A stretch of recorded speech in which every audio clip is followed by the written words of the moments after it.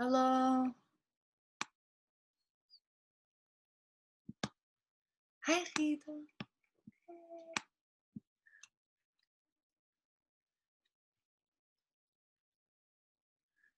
Hi, friends. We'll get started in maybe a few minutes. I think people are still coming in. Feel free to put on your videos. Everybody's going to be on mute for now, and then we'll create opportunities for more discussion.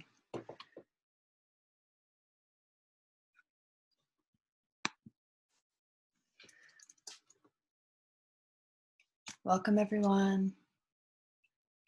This is so exciting. Hi, everyone. And again, if you need a second, but we would love to see people. So if you are in a position to be on video, that would be great. Yeah. If not, it's totally fine. And yeah, so should we get started? Yeah, because it's being recorded. So if people miss the beginning, they can catch it. Amazing. Okay, welcome everyone to our workshop on Unpacking Lebaneseness, a workshop on race, power, and privilege in Dearborn specifically, and what not to do with it. This is being hosted by Dearborn Girl, which is co-founded by Rima Fatlallah, who's here, who some of you guys may know, and Yasmin, who is also here. And I am Kamelya, and I'm reporting to you guys from Dearborn in my heart and New York City in my body right now. I feel the need to really quickly. I know you get mad, but I have to give her a proper shout out because Kamelya has been like a big sister to me. I don't have an older sister, but she's been like an older sister, mentor, tough love / accountability / all of the good things. So she's been mentoring me about these kinds of conversations since Amanda and I were friends at U of M together. So we're so happy to have her here. She's amazing. She's volunteering her time, and I literally cannot think of a better person to be leading this. Thank you, Rima. I appreciate you. And thanks for creating spaces for us to have these conversations. Guys, this is, we're going to go through the presentation right now. This is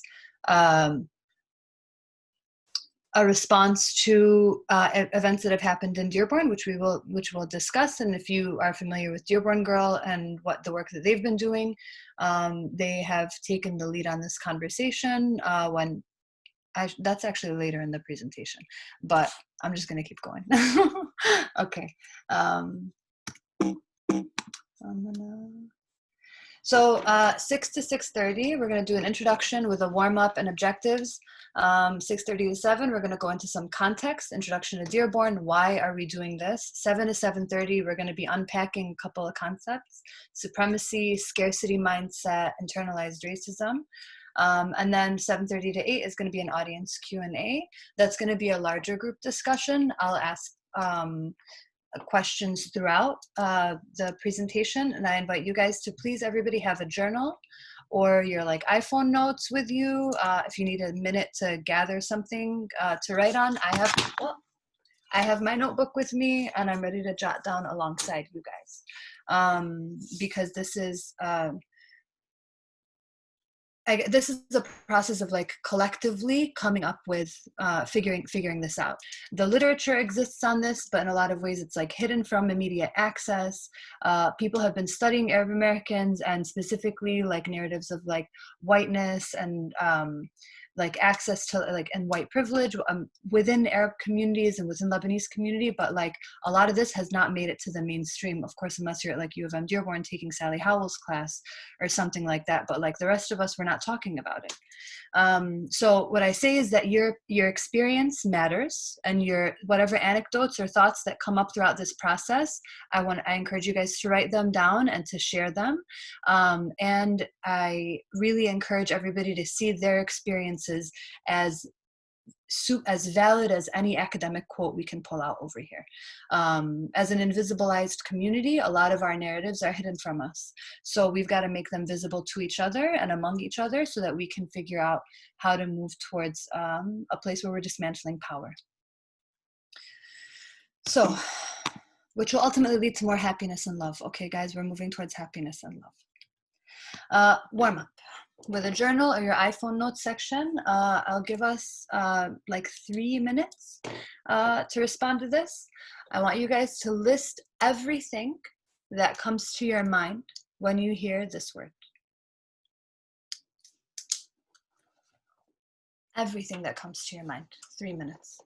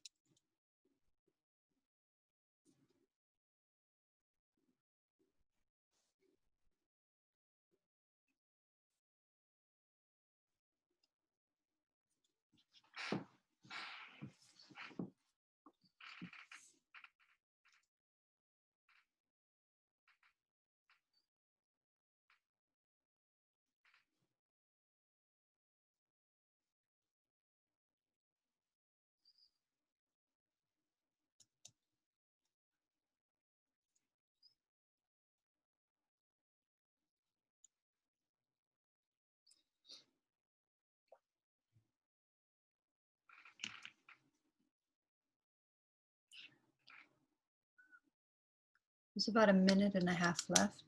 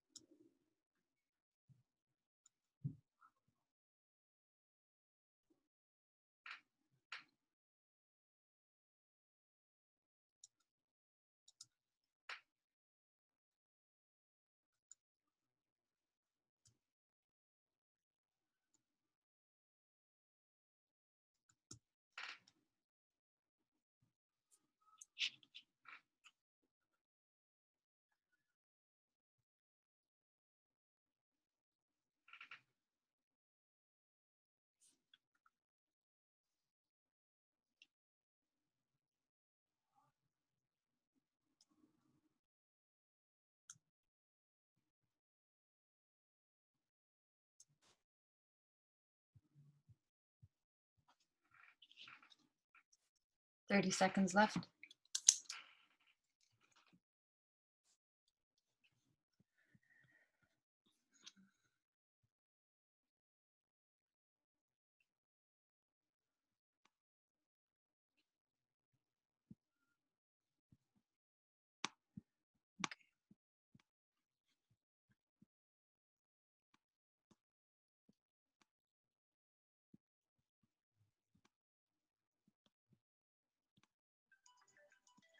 All right. Finish up your thoughts about hometown. Before we record, I'm going to invite you guys to do one more. Okay? Or before we talk about it, I want you guys to do one more. I'll give us 2 minutes. That was a long amount of time. I feel like 2 minutes might be the move next time. If you need more time, let me know. Homeland. 2 minutes.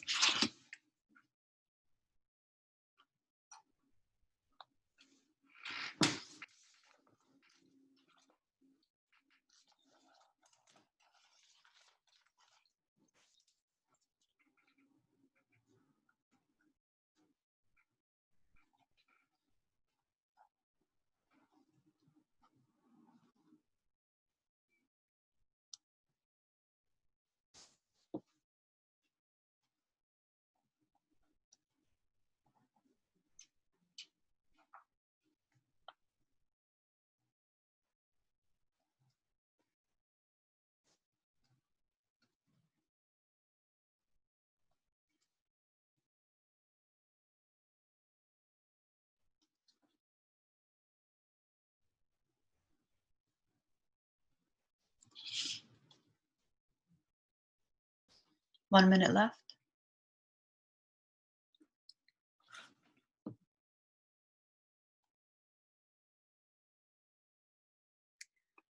For anyone who's trickled in, like right now and probably doesn't know what's happening, we're just reflecting on anything that comes to mind with the word homeland.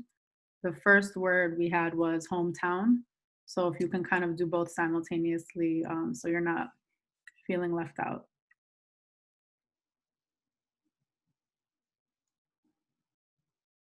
Thank you, Rima. 30 seconds, guys.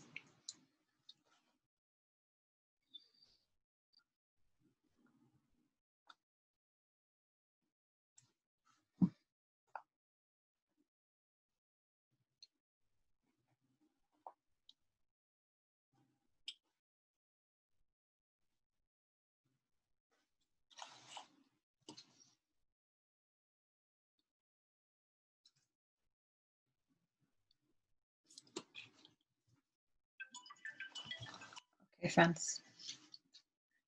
I'm going to take a few minutes and ask you guys to just shout them out. We'll start with hometown, huh? I'm going to move my share to another screen. No, share this one. You guys see this one? PG Convo? Okay. And Mimi, can we unmute? Oh, whoever wants to allow people to unmute, whoever needs to unmute, I welcome your thoughts. So let's do hometown. Can I get everything for hometown?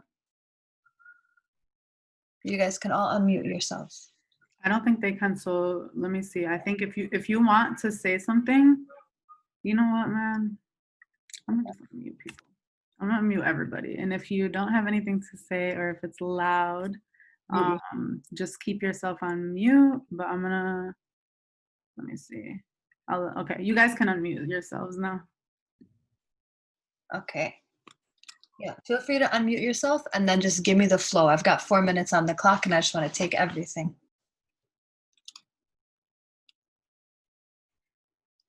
Bubble.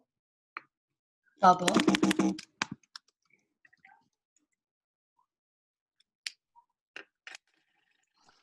This is hometown.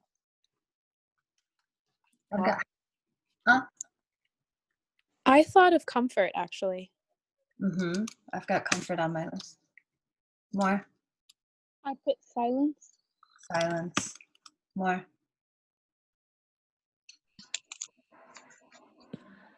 Familiarity. Great. More. Put loud. Nice. More. Underrepresented. Nice. More. Connected, disconnected. Some. More. Love, hate. More. Internalized racism. More. Present. Prison? Present, like here. I didn't. put down. No, she said present. Oh, present. It was a Oh, here. Hell yeah. Okay, great. Okay. I put my mom. My mom. Yeah. Anyone else? Friendship. Nice. Welcomed and unwelcomed. Just to clarify, it's just anything that we thought of? Anything. Whatever. Okay. Like, this is all associative. I trust whatever's at the top of you guys' mind. That's what we're here for. Village. Nice. More. Good food. Good food. I thought of Adele, the Adele song. The song. Any Adele fans? Which song? I think it's called Hometown Glory or something like that. Hometown. Okay. Don't put Glory. I don't think it's Glory. In that case, I'll put it on paper.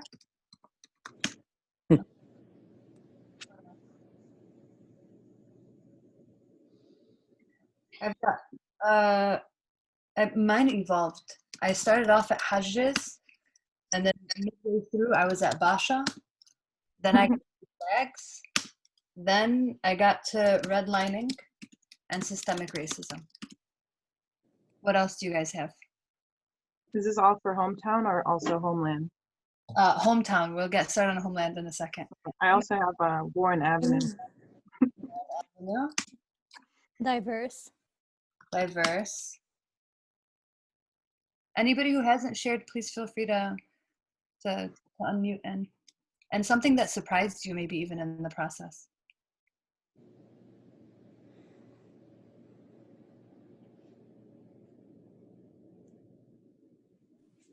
I thought of hometowns lost. Hometowns lost. I thought of alienation. Nice. Not nice, but like, thank you for sharing. I thought of assimilation. Yeah. I thought of Arabic signs. So like signs written in Arabic. Mm-hmm.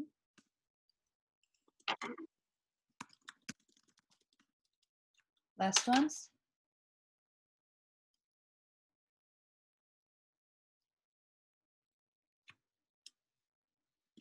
Okay, thank you everyone.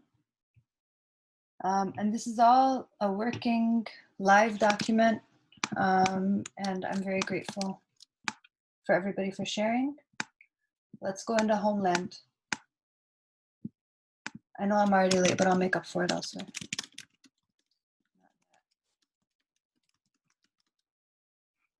Okay, I'm put 4 minutes. Give me what you got for homeland. I have explosion and devastation.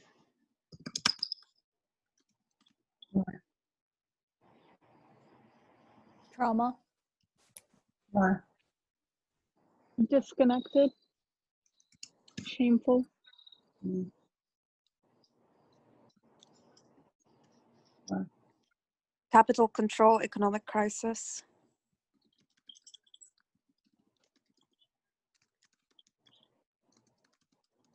Mm. More. Indirect parents- knowledge. Oh, sorry, 1 second. Go ahead, Christina. Indirect knowledge. Nice. Somebody else? Farah? My parents being stuck there. Yeah. More.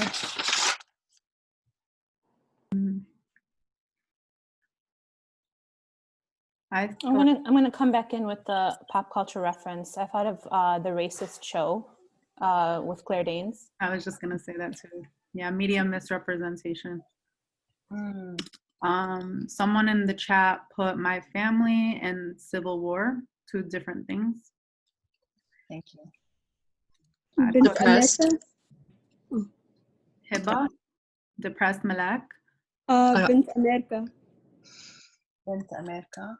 I was going to say suppressed. All right, there's no one word for this, but even amongst this horrible thing that happened, we're still seeing discrimination against refugees and discrimination against migrant workers and minorities in general in Lebanon.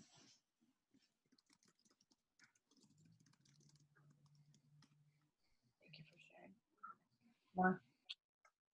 Rich history. More. Rich history. History. Diasporas. Diasporas. Survivor's guilt. Survivors' guilt. Nationalism. Nationalism. Colonization. Colonization.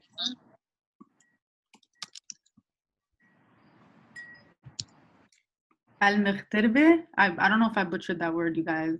Don't take my Arab card away, but what does that mean? I just want to know. Expat. What is it? Expat. Expats. Awesome. And then another one is... But with a negative connotation to it. Oh, interesting. And then confused loyalty is another one.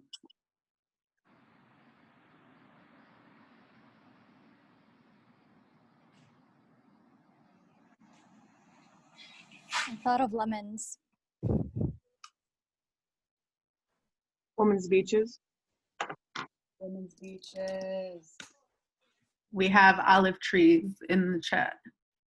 Thank you for reporting from the chat. That's great. And if anybody wants to share things in the chat, that's another route to do this. The chat's going to be open the whole time. I have 30 seconds. A sense of familiarity. I put sunsets on Jito's roof.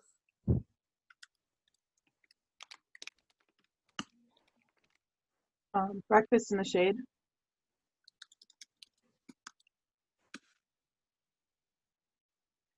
Someone put somewhere far away.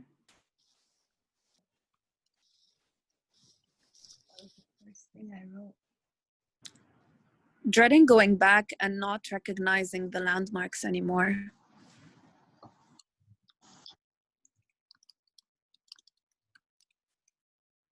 Also, long flights. Long flights. Anyone else who hasn't spoke yet? From the chat, calls to prayer. I'll say Swana as well. Yes. Does anybody here not know what Swana is? Yes. I don't. At least I one. don't know what Swana is. Excellent. Swana, my friends, what do we call ourselves? We call ourselves Middle Easterners, we call ourselves Arabs, we call ourselves all these things. All of these are like they have erased, they erased people. Middle East is a term invented by the British. That was in the Middle East of what? And then after that, we all united ourselves under the banner of Arabs. But of course, who does that erase? What happens to Kurds? What happens to Arabic-speaking folks who live in the Arab world, who don't necessarily identify as Arabs, who were colonized by the Arabs? So the term that we have, thank you for bringing it into this space, I think Christina, is Swana, which is South, West Asian, and North African. It is a newer term that I've heard for like almost like since like 2013 to refer to people from that particular area, from Southwest Asia and North Africa. Sometimes you can feel each other more than like, like from where somebody is. There's a feeling of it, I think.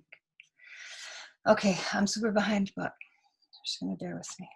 So I want us to like hold on to these definitions. We can come back to them and revisit them during the Q&A if anybody wants to like go back and look at them. But there was a lot that was brought into this space just from the terms hometown and homeland. And in some ways you can't tell where the hometown is and you can't tell where the homeland is. In some ways it's like it feels like it's very apparent. I'm gonna transfer back to the presentation. Just give me a second. Okay. Why are we here? We're here to gain a deeper understanding of our racial and ethnic identities, as well as racism and colorism as it specifically relates to Dearborn. We empathize with our unique struggles as an often invisible yet hyper-visible group. We are here to learn a brief racial history on Dearborn and our various Arab communities. And we are here to unpack nationalism, exceptionalism, victim, and scarcity mindsets. I want to know what slide number this is. This is 6. I also want to add here that we are here because there was a racist event between specifically where somebody who was Lebanese, and even if somebody who's not Lebanese can perpetuate these dynamics, somebody who was Lebanese discriminated, as a business owner, discriminated against and said violent things about Yemeni people. And as a result, there some very, a young Yemeni woman came up and put this on social media, and a lot of you have seen it. Now, what we are also saying here is that the media the major media sources and outlets and the school district in Dearborn and multiple like major stakeholders in Dearborn, nobody called it out. Nobody talked about it. Everybody was afraid to talk about this thing and this event that was an explicit and now well-documented example of how racism and nationalism manifests itself in Dearborn.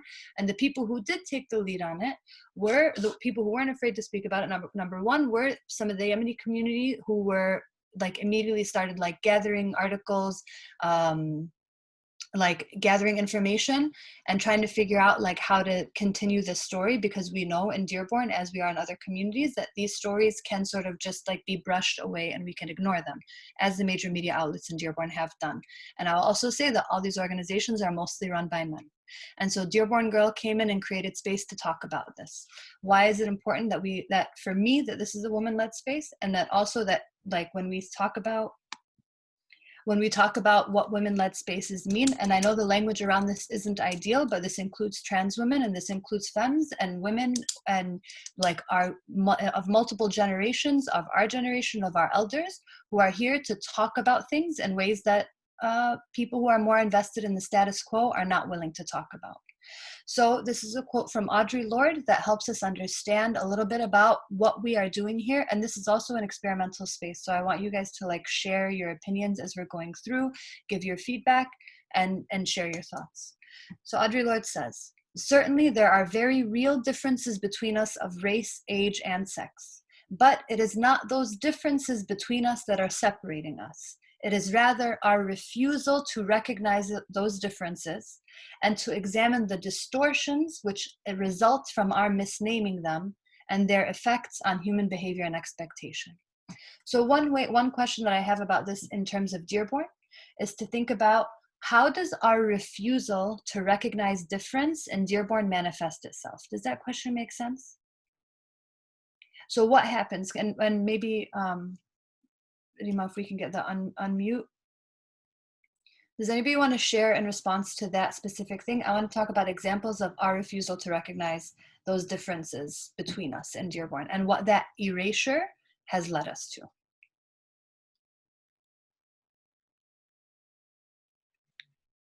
I just want to quickly say, if people are messaging me privately, I'm going to respond after I stop recording, because I don't want your private messages to be recorded. But outside of that, you guys can unmute at any point now.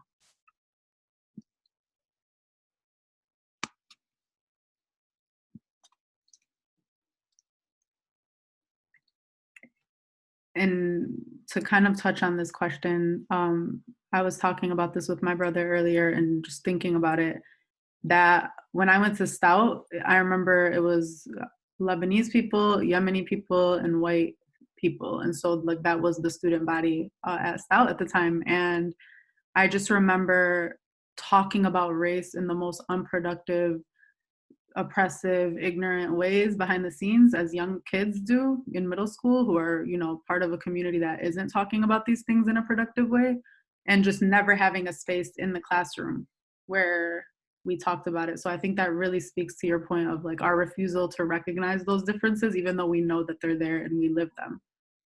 I'd love to hear other examples.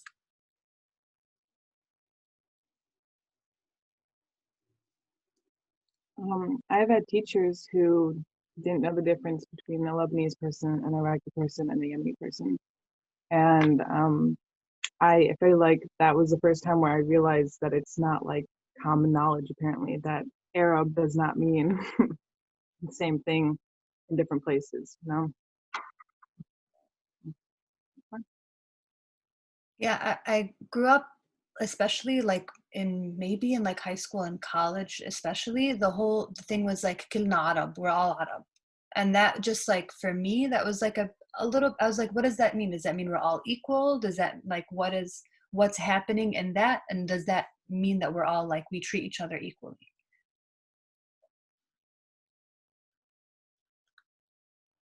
This isn't to say that it's wrong, but it's just to say that's another way that we distort.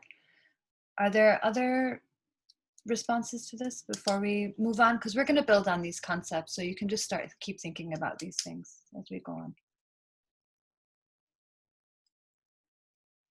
And if something comes up, please respond in the chat.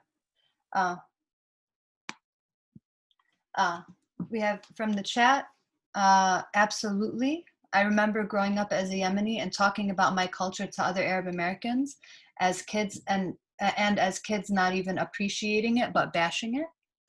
So there we have an example of like when we talk about like when people would talk about Yemeni culture in Dearborn, it wouldn't even be appreciation, it would be bashing.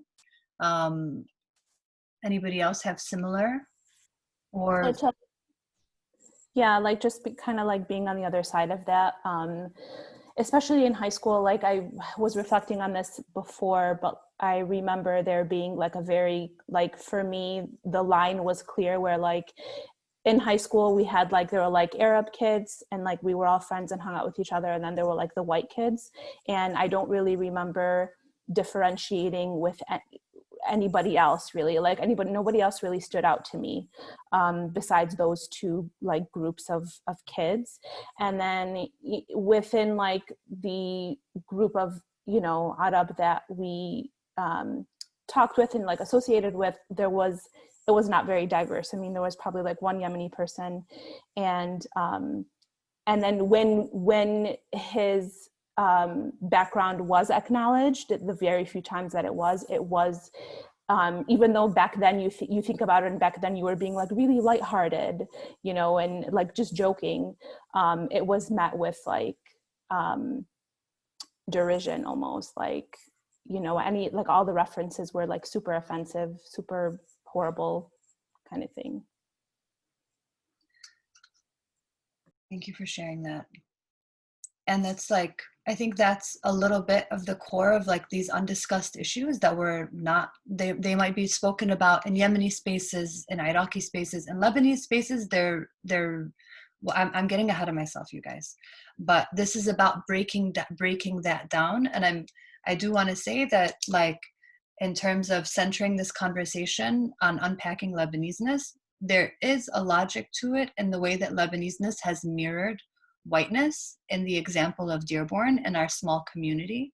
And so we want to talk about that and break it down. And so if anybody is having, because these are traumatizing things, there's a lot of like internalized racism and stuff that, like, you know, as an adult, some people are probably packing right now, thinking about the ways that 20 years ago at Fordson High School or at, like, you know, Riverside Middle School, like people said really fucked up things. And so this is about breaking that down. If anybody needs to take space to walk away and to be like, this is like, and like recognize your feelings. And I do want to make space for anybody to like walk away if you do get triggered, or like do what you need to do, or message me or Rima like separately and like let us know, because those feelings are welcome in this space. And this is supposed to be like, I want to find ways for us to like heal together, because this isn't easy to hear. Especially, and like this isn't easy to share. I'm gonna keep going, and I want to, if anybody has anything else to share, I welcome you guys too. But just to remind you, we are talking about recognizing those differences and ways that those differences have been erased from us, or our differences have been negativized in Dearborn. Move on to the next one. So this is the first of many conversations. This workshop is a work in progress, like we just said, guided by intuition and the works of others who are experts on these conversations. This is one of the first attempts to discuss and unpack these issues, so we are eager for feedback and reflections. Take a picture of this. Email us at proudlyadg@gmail.com with any feedback or recommended content.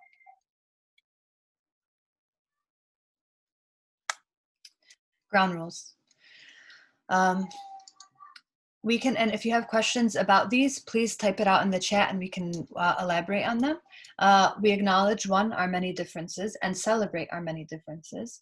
2, we acknowledge that racism, sexism, classism, ageism, ableism, heterosexism, homophobia, and transphobia, and other discrimination forms exist and may surface from time to time. If they do exist and if they do surface from time to time in this chat, I please encourage you to call it out or make a note and talk to me or Rima about it. And don't be afraid to bring it in the space. It will be met with welcome. It will be welcomed. Criticism will be welcomed. Don't blame or judge others for misinformation that they have absorbed. But if you do correct them after they've shared misinformation, if you do correct them, you can hold them accountable to the information that you shared. We want you to challenge the idea or the practice and not the person. We're all here because of a commitment to learn and learn from each other. Please know when to step up or step back. I'm talking so much right now. I wish I could just step back and have you guys just like have this be questions. But I kind of get us through, and hopefully the end of it will be a bigger discussion. And use I statements. So I felt this when I saw, or I heard you say this. Any questions about this? I'm looking at the chat. Thank you, everyone. And then some shared assumptions that I want us to all sort of get on the same page on. 1, we are all, and I say this, I'm going to say it. We are all racist, sexist, misogynistic, homophobic, etc. It could be in ways that, I'm sorry, and I say this because we are all exposed to and absorb dehumanizing narratives and a racist, white supremacist, heteropatriarchal, capitalist messaging. We go to the schools. For those of us who didn't go to these like normative schools, I encourage you to tell us what it was like. But we are, the society we live in, racism and sexism are baked into this society. If anybody gets out of this society without being racist or sexist, God bless you, let's talk about it. Please share with us what you know, if you want to, and we'll Venmo you.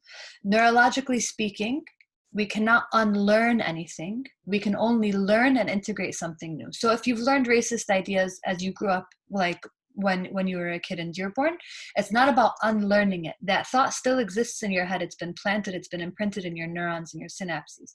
What happens then is you have to add another layer. It's your duty to add, once you know that it's wrong, is to add another layer to that information. So this thinking about like, what can we add? How can we add layers collectively together that are informed by our multiple narratives and our multiple goals? Any questions or ideas about that? And feel free to share it in the chat. I'm going to move us through. Dearborn, a brief, super brief, guys, I'm not even covering all of it, or like literally like a quarter of it. I'm going to do a very brief history on race in Dearborn and land in Dearborn.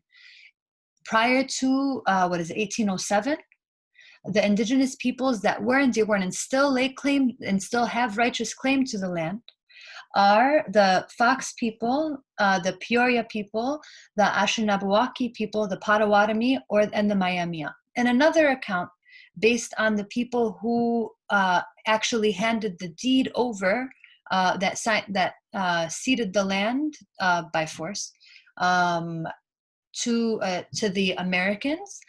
They were the Ottawa, the Chippewa, the Wyandot, and the Potawatomi. What I'm saying about this is some of these people were displaced had to move to the area of Dearborn because they were displaced from where they were. Some people stayed. Some people, there's a lot of this indigenous history is hidden. And as people who now live in Dearborn and have planted settler roots in Dearborn, it is very important for us to consider, as we consider our own status in Dearborn, to consider what is our relationship to the land, what is our relationship to the rightful owners of this land, and how can we be stewards in their in their honor, in their tradition. Like, how can we maintain, because as we know right now with the California wildfires, with indigenous peoples knew what to do with the land way before, and they indigenous knowledge could have saved what this situation has gotten to. And so this idea of how do we relate to the indigenous peoples in Dearborn is super important, and I don't think we talk about it enough. And that was only 1807. After 1807, that was only up until 1807. After 1807, the land was ceded from indigenous peoples and used, literally, all of Dearborn was an arsenal for the US Army. So thinking about this as a poem, your homeland was a place that bolstered the United States Army. There was a whole house on Brady, that's now on Brady Street, that was filled to the brim with gunpowder. So I want you guys to think about this. This is the land that these are the streets that we walk on, where our grandmothers walk. In 1940, and so from 1807 until the 1900s, we skipped a bunch, but the industrial, Ford started in the early 1900s, and he had mostly white workers. Black workers started to come. Black workers were banned from being a part of the UAW. They were not protected status as workers. And white people that were working in the Ford's factories, they would riot when Black women started joining the assembly line. 1943, there was a riot that was a response to Black women joining the assembly line in Henry Ford. So from 1940 on, Dearborn was defined literally by keeping Black people out of it through violence, terrorism, intimidation, and policy. What would you guys say about Dearborn today? Do you know where you are from? Who lives there now? What kind of values does your family hold in relationship to land, to this land in Dearborn? And how about to neighbors and to community? This is an open question. We can start with the first question and then move down. So for you guys, when we think about Dearborn, we have the homeland responses, which is what everybody said. Bubble, comfort, silence, familiarity, good food, village, friendship, welcomed, unwelcomed, internalized racism, connected, disconnected, flags, redlining, systemic racism, alienation, assimilation. So I welcome you guys to talk about these questions with us. What would you say about Dearborn today? Who is there?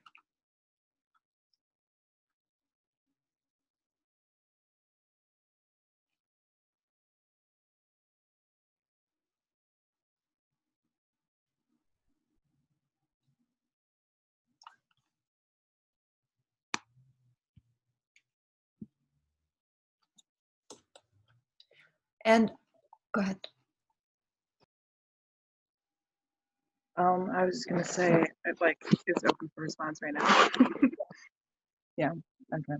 What I would say about Dearborn today is that it's a pretty complex situation. We have a lot of problems relied on the race, in the sense of race, right? And we also have a lot of blend, so it's an interesting balance that we have. Yeah, I'm taking notes, but I'm leaving this up because I think that the data should stay up. So it's an interesting balance of, Ali, can you repeat that? Of blending and racism? Yeah. Anyone else want to just talk to us about Dearborn today? And feel free to answer or reflect on any of these. Go ahead, Hilda. As someone who's kind of, I guess, Lebanese passing, but of mixed descent of, the undesirables. So I got kind of like, an inside look. I would say Dearborn is a very sectioned off community.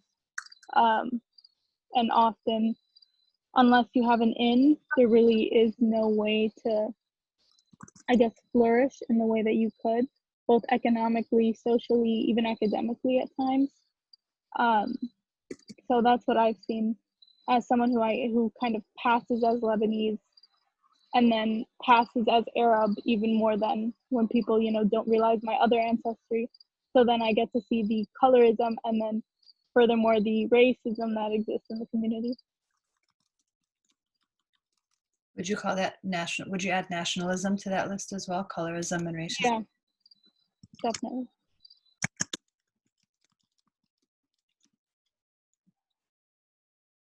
Thank you for sharing that, Hilda. I have one more thing to say. I also think there is an interesting aspect of it comes like in waves of the person who is the oppressor, essentially. I feel like so. It wasn't too long ago where Lebanese people were the people that were shat on by the white people, and now that more other types of Arabs have shown up, I feel like Lebanese people have like taken on the role of the oppressor in a sense, and I feel like that really does define Dearborn a lot in my head. So yeah. Okay, I have an observation as someone who's very new to Dearborn, and by new, literally within the last 5 years. So yes, I'm of Lebanese descent. I've lived in many places around the world and settled here now. What staggered me after the George Floyd incident was that the first event, quote unquote, that happened that was supposed to be pro Black Lives Matter happened in front of the police station with the police participating in it. And that's when I understood why my Black friends are very queasy about coming to Dearborn. That sickens me.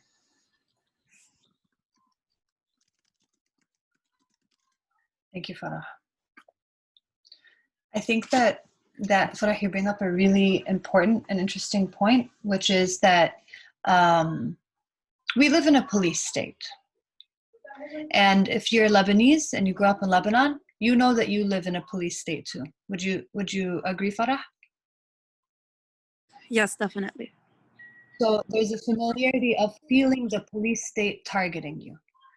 In Dearborn and elsewhere, if you are white passing, the police state is not felt by you in the same way that it is felt by Black and brown people. That is like a really important takeaway in terms of like thinking about white privilege. And I think that for those of us also who are, the language around it hasn't been solidified, but like basically like Muslim passing. I have a friend of mine who talks about when she took off her hijab, that was the first time she started passing as white. And whereas before she was very, very visible, and then all of a sudden she began to blend into the crowd.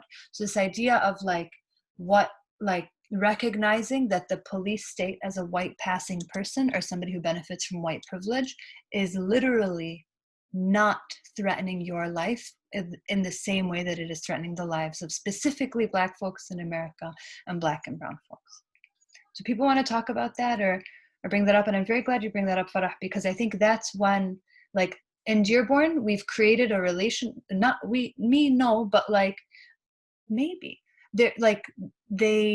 in Dearborn, we've created a relationship with the police where in order to protect ourselves as this minority, we all want this proximity to power and proximity to the police. Somebody has that police card. My dad's friends with a cop. All these narratives that you hear about the proximity to the police, which also leads to major news news venues in Dearborn, like the city of Dearborn, being very, very like promoting propaganda and in reinforcing violence through their narratives and further threatening the lives of Black and brown folks. Those of us who are Lebanese and white passing don't, and like not even Lebanese and white passing, they're not mutually exclusive. There's white passing people that are not only Lebanese, and I want to make that clear. We're working through this step by step. So thank you very much for sharing that in terms of the police state. Does anybody else want to share more about what is Dearborn today? I will say that as someone who, I grew up in Detroit and Dearborn Heights, never lived in Dearborn, but when I first went to college and I go to Ann Arbor, and when someone first assumed that I was from Dearborn and asked me if I was from Dearborn, I immediately had like kind of a visceral reaction. Like I was immediately like, no, that's not me, because I didn't realize it before, but I do associate a lot of negative racism and, like fraternizing with the cops and being very, I guess, kind of supremacist. I do associate a lot of that with Dearborn, so I don't want that associated with me. And I first realized that when someone assumed that I was from there.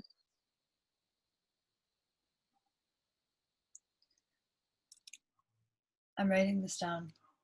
And I thank you for sharing that with that. And that's like super painful, to have to dissociate with the one place that like should feel like home, right? At least like within like the safety and privilege that we have of living here. Also, while we live within some of us live within white privilege.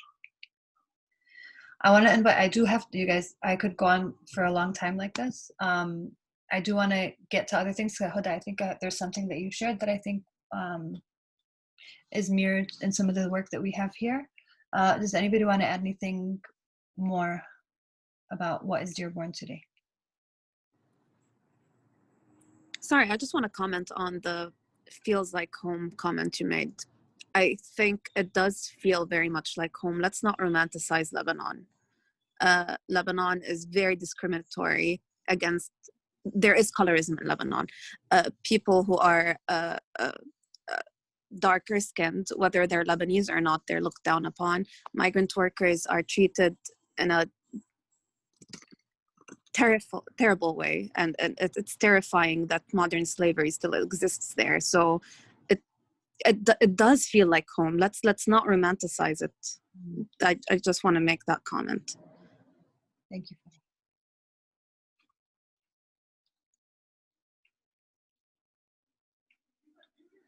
I want to add to that, that from what I've learned from specifically my my Yemeni, Iraqi, and Iranian friends, that colorism and racism exist in all of those countries as well, in like really like ways that are completely like people don't talk about. And so I want to create space for talking about those things, and inshallah in future sessions with Dearborn Girl, we can like pack those things in a more detailed way. I want to keep going. And then if anybody has anything, please bring it up in the chat. Thank you guys for sharing and for engaging.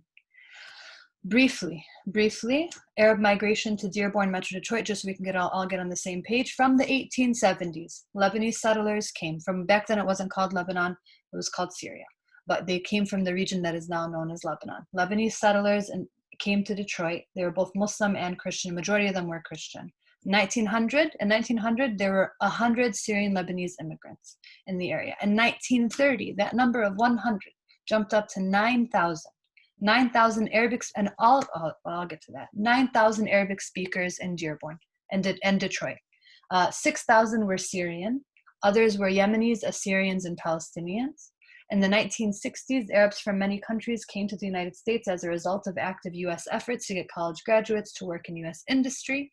The Arab American Museum calls this the brain drain.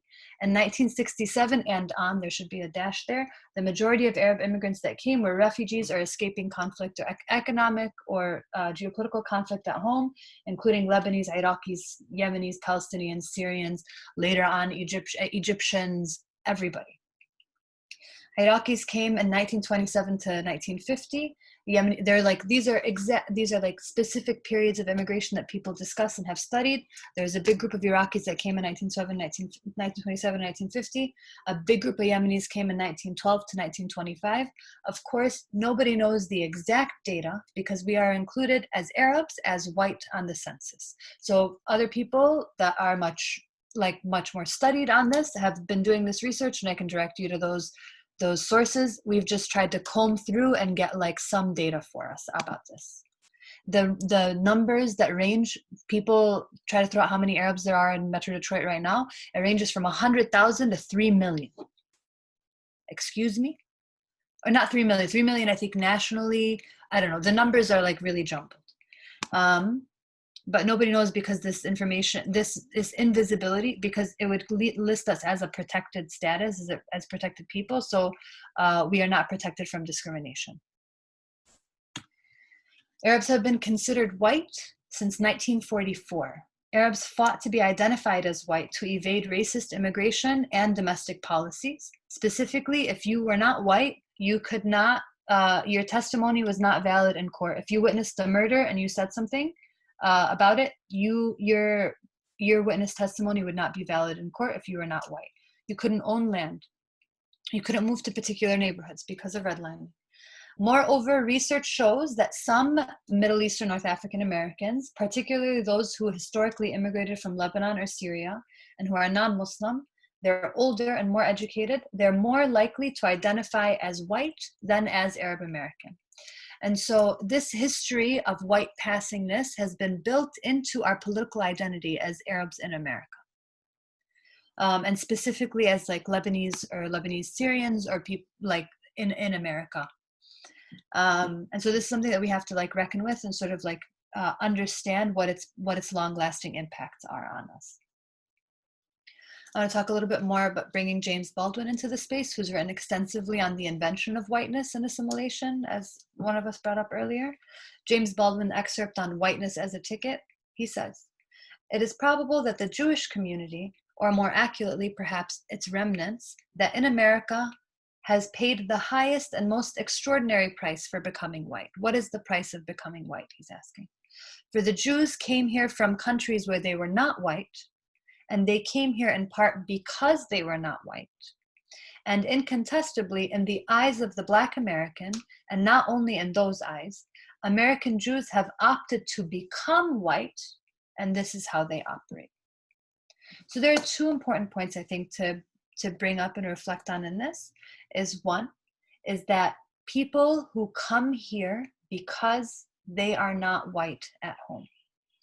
So that is like super important for our context in two ways. The first way is if you are a victim or a target of military aggression or imperialism, there is a not whiteness about that, something that feels not white about that, right? There is, and that in particular, I want to honor that and talk about that as why a lot of us have come here, and why our parents have come here. The second thing is, though, is if I ask you a series of 3 questions, and I want you guys to think about how you feel about these and maybe jot down your answers to them. The first question is, if I were to call you white, how does that feel? Like, how does that feel in your body?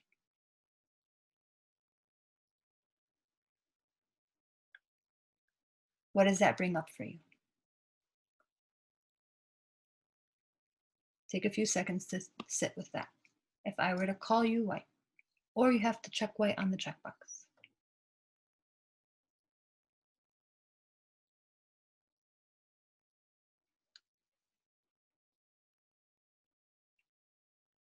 Finish up your thoughts. My second question, how does it feel if I tell you that you're white passing? What feeling comes up there?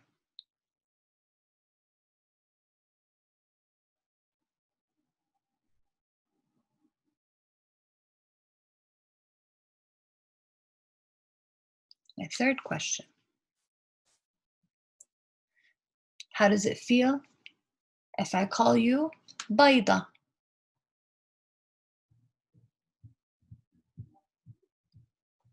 Bayda.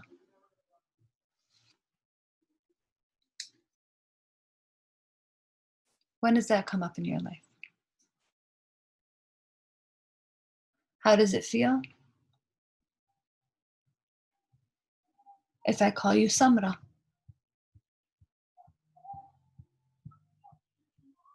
How does that feel? When has that come up in your life?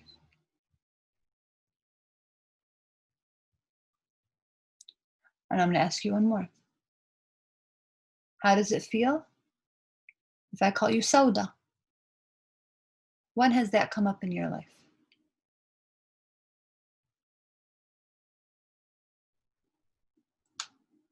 In what contexts?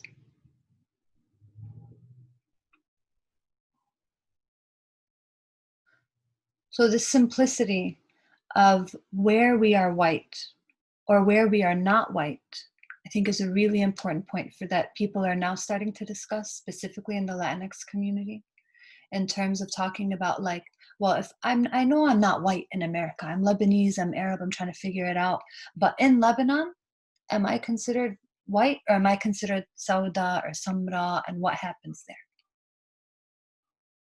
How were we racialized in America, and how were we racialized back home? I think that is the resistance to acknowledging that we have white privilege I think that is a part of it. So reckoning with our white privilege also means, what does it mean to be white back home? There are some people who are not white back home, by the way. I know somebody who is Nubian, Egyptian. He's a Black dude here in Dearborn. Well, here in Dearborn. He's white on paper.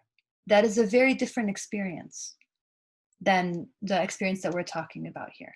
So there are a lot of complicated sort of conversations about race and racialization among Arabs or people who come from Arabic-speaking countries. So this idea of like the Jews sacrificed their origins in order to become white. They engaged in erasure in order to become white. That is sort of an archetype for the experience of erasing what are our indigenous values and what are values that are native to us in terms of, this goes back to the question we asked earlier, how we relate to our neighbors and how we relate to land. Sort of thinking about how we engage in community and how we engage in land. I'm sorry, it's kind of like all over the place, but we're just like kind of freestyling with each other. If you guys have thoughts, questions, please like pop into the chat. I'm gonna keep going. So today we are here. Oh guys, there's discussion. Should I bring up the discussion in the chat? I'm very excited about this. I'm going to read from the chat.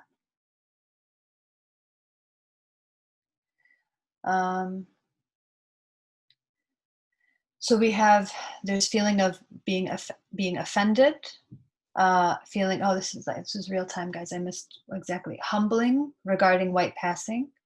I feel like Baida sounds funny, negative connotation. Baida and Samra sound offensive. People feel the division when those words are brought into the space. Baida refers to sha'ra or blonde, hence socially constructed concepts of beauty, which are also deeply connected to colonization. Low key or maybe high key used as a slur. I flinched at the term Baida, somebody said. My mom is lighter skinned and she had a lot of internalized colorism, where me and my siblings and my dad are more on the tanner, dark skin spectrum. I think it's important to move past blanket identity labels and return to our indigenous roots. And I think that part right there about returning to our indigenous roots is super important, because if we go back to this shared understanding that we cannot unlearn anything, we've already learned white supremacy. We've learned it really well. We've learned it in nuanced ways based on like the different ways that the resistance to white supremacy existed in our households and in our own lives. But how do we add new information that also like that speaks to and reflects our indigenous knowledge and the indigenous knowledge of the community that is around us? The word samra is sexually exoticized. Yes, there's a whole book about that, which we can talk about. Safia al-Halul's January Children, she writes about the sexual exoticization of samra. When I was overseas, I smiled at the masseuse and I'm darker skinned, and she asked if I was deaf. When my grandma told her, oh, she's from America, they smile. And she was like, oh, she's from America? She's tan and her hair isn't blonde. I was always called samra in comparison to my lighter skinned sister, and always it was used as in a belittling way.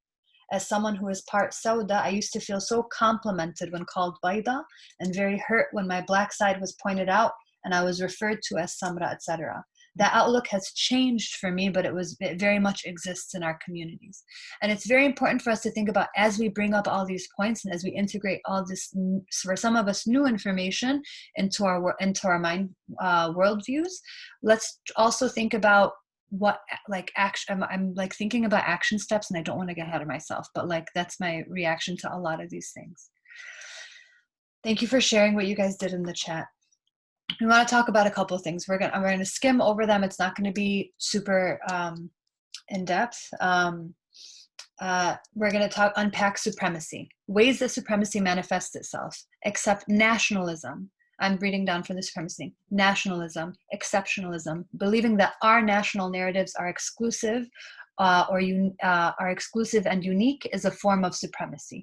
Thinking that your country is the best, guess what, guys? That's a form of supremacy.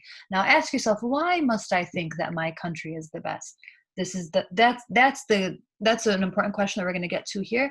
But this idea about feelings of supremacy, there's two reactions to it. One, if your country is if your country or your people are marginalized, and you have to build a narrative that is recuperating from being coming from a marginalized group, that is an important distinction that I want to make between that and having like supremacist thoughts.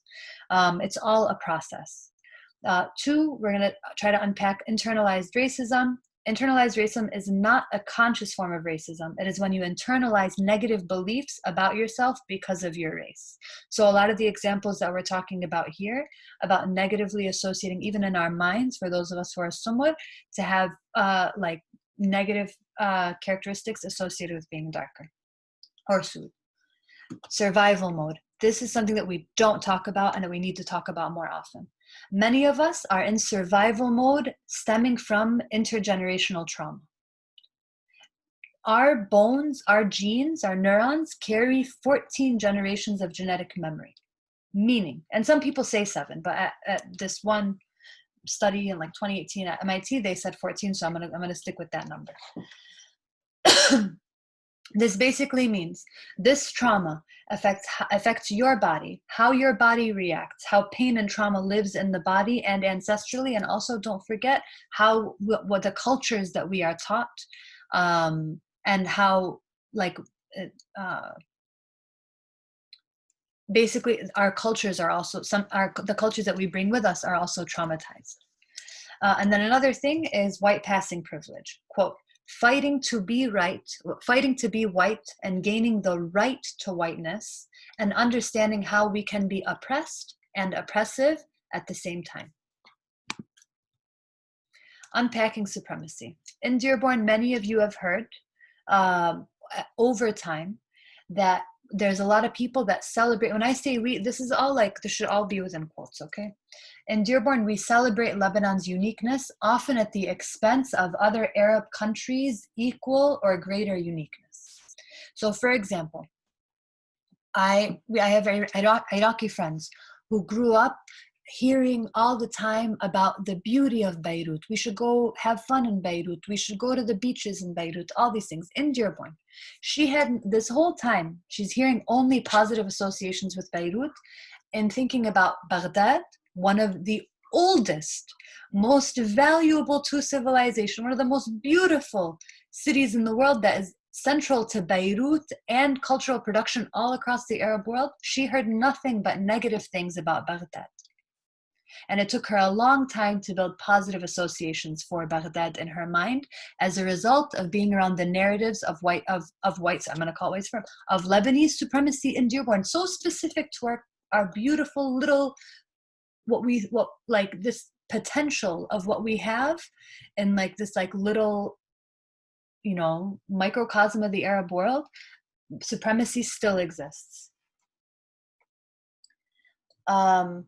We have another thing. An anonymous submission came in to Dearborn Girl from a Yemeni community member saying them and their siblings grew up embarrassed to tell their friends that they would go to Yemen over the summer. The idea, the ridiculousness of Beirut being the center of everything, so this comes out of survival mode. And people would hide, and people are talking about hiding their ancestry. These are the narratives we need to break down together. Lebanon is unique, sure, and so is every other Arab country. What makes Lebanon's uniqueness more important, interesting, or valuable than any other country's uniqueness? Why do you guys think that Lebanese exceptionalism or nationalism exists? I'm going to hit up 2 more slides, and I'm going to come back to this question about why do you guys think this exists? Part of the answer is colonization that I will bring into the space, but I want to add one more thing. So here we have our, please excuse me for quoting Gibran Basid, forgive me, everybody. But this idea of like, what is the idea of Lebaneseness as a race, and what is that racist nationalism looking like? This is, if you don't know who he is, you most likely have heard his name in a misogynistic chant very recently that came out as a result of the October 17th revolution in Lebanon. He says, "Ansuriyatna bilibnaniyatna musharriqin." Farah, if you want to pop in, or anybody else wants to read it in Arabic, please. مشرقين بتكويننا عالميين بانتشارنا. We are racist in our Lebaneseness. We are Oriental in our origins. We are global in our reach. This is your local fascist, friends, ladies and gentlemen, and ladies and gentle friends. You This had to is quote Gibran Basil Helaho Gibran. yeah, I know. I'm so sorry. I needed something to epitomize. Yeah, but no, it's on point. But I have nothing but hate towards. And this is the person that everybody in Lebanon is trying to take down right now. And among other like long-standing militiamen that are now political leaders. And so the fact that people in Dearborn, who most of them categorically do not like Gibran Basil, they have this same idea as like, oh, Lebanon is the best. So this idea of breaking down Lebanese supremacy in Dearborn, I want us to all look at it together for its like ridiculousness, okay? And also its danger, because it has led to so much internalized racism among our peers and our sisters and brothers and siblings who literally come from, I can't even talk about the just like the extent of contributions to civilization that like people from other Arab countries have given, like from specifically Yemen and Iraq. And we are literally living together in Dearborn, and we only talk about Beirut. I love Beirut, don't get me wrong. Can you please read the chat? Because it's so important. Got it. The one about the bios, the BBM and Instagram bios. Excellent. I always hate, thank you very much. Okay, I always hated that Khalil Gibran quote that everyone would have on their BBM, oh my God, BlackBerry Messenger, and Instagram bios. Quote, if I were not Lebanese, I would have chosen to be. I would always think, no, you wouldn't. And then here we also have people bringing up Beirut as this, centering Beirut as also the reification of French colonialism. And so we need to keep colonialism in our colonization in our scope. And it is not far away from us, because look what happened with the explosion on August 4th. The first person that came to save us guys was who? Papi Macron, the French. So we have to this is very part of our lived experience. And then again, we go back to James Baldwin quote where he says, people are trapped in history and history is trapped in them. So we need to figure out the ways that history is trapped inside of us, including Dearborn history, and also how we are trapped in this loop of history as well. I thought somebody wanted to say something. Yes.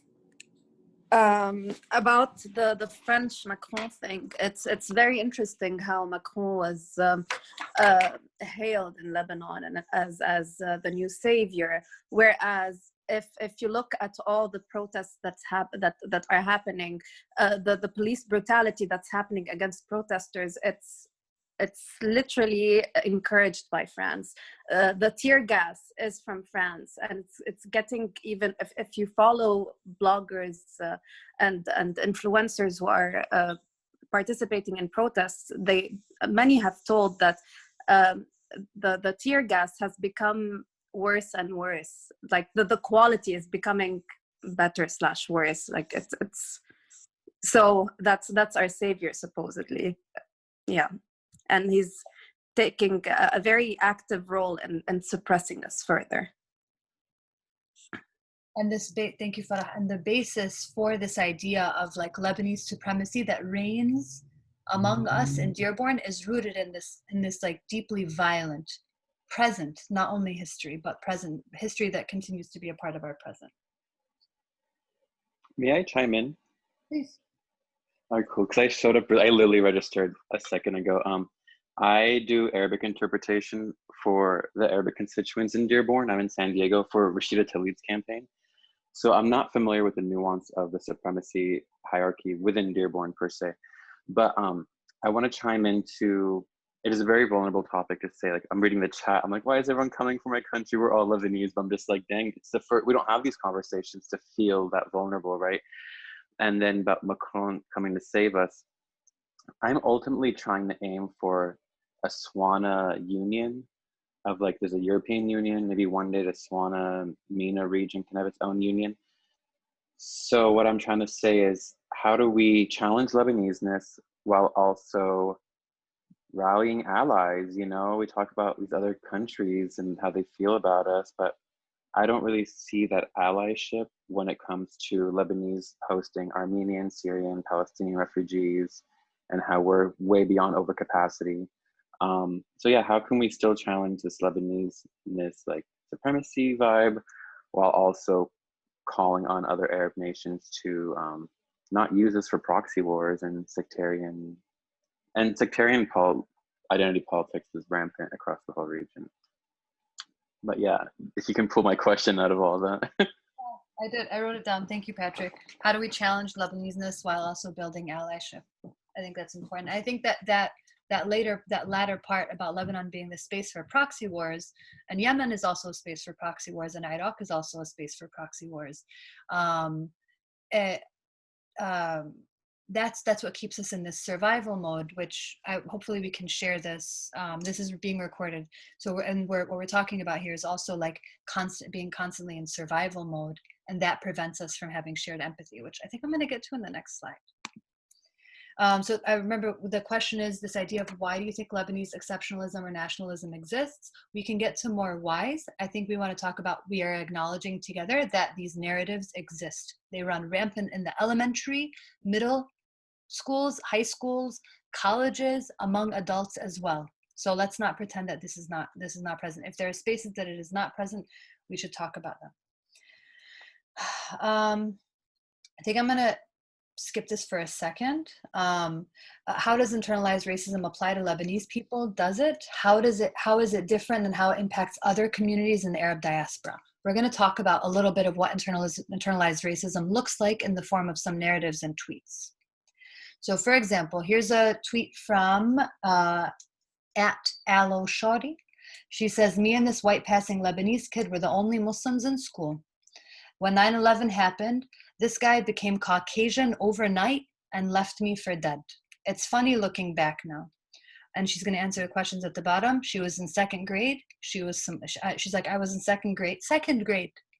This Lebanese kid decided to pass as white in second grade. Just completely bounced. I'm Somali. And she said, I'm glad y'all find this funny. So that's one example of how internalized racism works. So some of the Lebanese people that had access to whiteness would pass as white. A quote from our panelists during our Standing with Our Yemeni Community event. Quote, at Fortson, I used to love being mistaken for a Lebanese person. I loved it more than anything. If I could go back to when I was a younger boy, I would wear Yemen's flag on my chest. There's a lot of feelings that come up when I see this. And to know that, like, this is how many children in our community might be feeling like this should be a fire under all of our asses to start doing work in our community. And first doing that work within ourselves. Another quote from a Dearborn woman. Quote, being Iraqi was equivalent to less than. So it took a long time for me to realize that my strong desire to leave Dearborn was due in part to what I see now as this internalized colorism.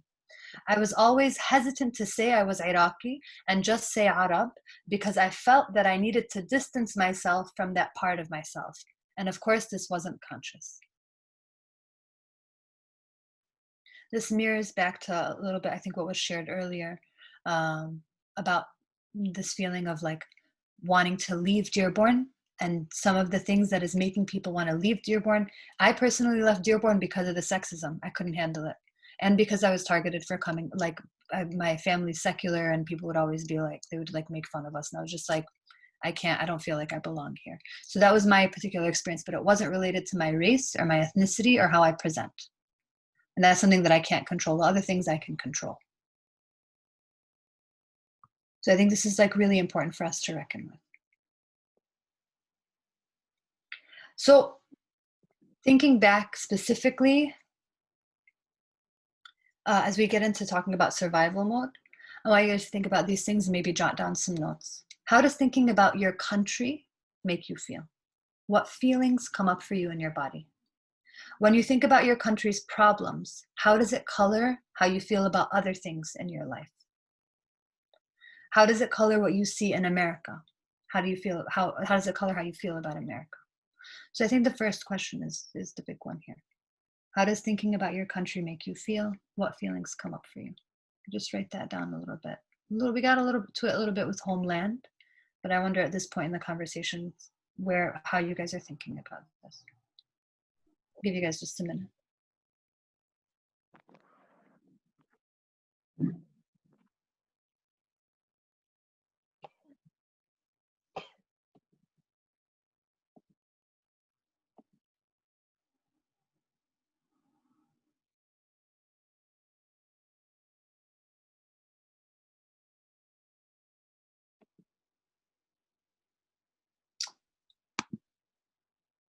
I'm going to go to the next slide. So for those of us in diaspora, specifically in Dearborn, there is something for those, and like I only have research right here about Lebanese and Iraqi folks in diaspora. I don't have access to any research on other communities in Dearborn, but I'm sure it is there. Or if any of you are academics or in research, I encourage you guys to do this work or uplift this work. This is a quote from Professor Nadine Neber's article about the 2006 war and how people in Dearborn, what happened in Dearborn during the 2006 war in Lebanon. She said, Lebanese diasporas experienced the 2006 Israeli invasion of Lebanon within transnational social fields, where they lived the material realities of the invasion over there through satellite TV, phone calls, social networks, and they simultaneously engaged over here. They engaged here in America through also US government and media discourses on the invasion. So we experienced the war through the US discourse on it, and many of us experienced it through phone calls, through funerals that we had here in Dearborn for people that passed over there. There was I don't know how that summer felt for a lot of you guys that were in Dearborn, but that was one of the most painful, unconsciously painful summers that I'd ever had, and I wasn't even there.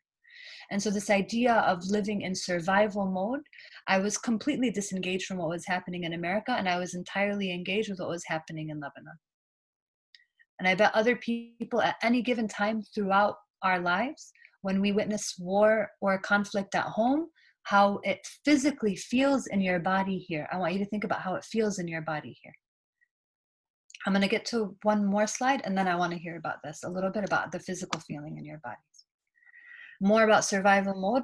Iraqi refugee adolescents in the United States endured both primary, and I'm cutting out a lot of the original article. Iraqi refugee adolescents in the United States endured both primary and secondary traumas. They endured secondary trauma of their tortured, oppressed, and uprooted parents, as well as themselves, the kids, being the primary trauma of backlash and discrimination. That's backlash of war and like occupation and moving in and out of different refugee camps. So this idea that like if somebody like wants to call me white, sure, you can try, but you can call me white passing, but what's happening inside of my body is very different than John Smith my neighbor John Smith. What's physiologically happening in my body is different. Ancestrally, what's happening is different. When those of us choose to pass as white, we're choosing erasure. And so at least one aspect of this idea about survival mode is that when we are constantly in survival mode in Lebanon, on August 4th, we had the explosion. And then another explosion like a week, 2 weeks later, or a month later, I think. In Yemen, the constant war that's happening, getting messages from like individuals and families. The wars don't stop at home, and they affect us here. You guys know this, but I want us to think about how it impacts our capacity to build empathy. So this idea of being in survival mode breeds selective empathy. So when you are in constant state of like survival in terms of war, how does this again goes back to how does this color how you see what happens in America? How does it color how you relate to your Black neighbors, how you relate to your like different Arab neighbors, your Yemeni neighbors, your Iraqi neighbors? Do you like these are questions for us to think about. Oh my God, I'm so slow. I'm so sorry. Let me just say something really quick because I want to give context to this. So somebody posted this in our forum and I loved it. Like, I think that it was so much better reflected and written than I could have done. And so we're including that. We're going to keep people anonymous. If you want to take credit for your amazing words at any point, feel free.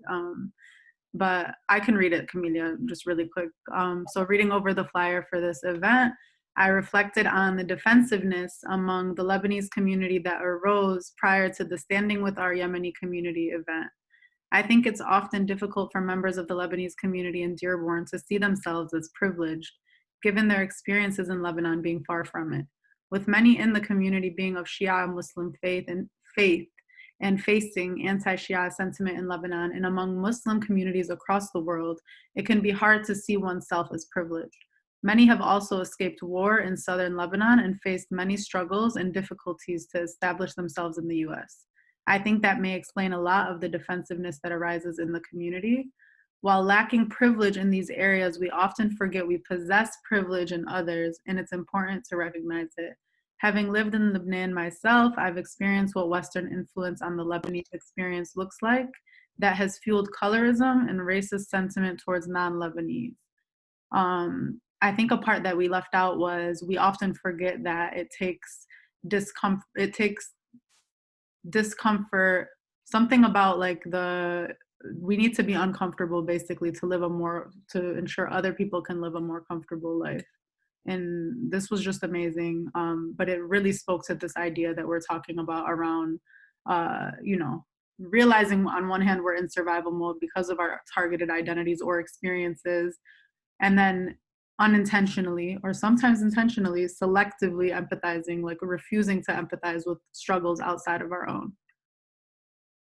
Thank you, Rima.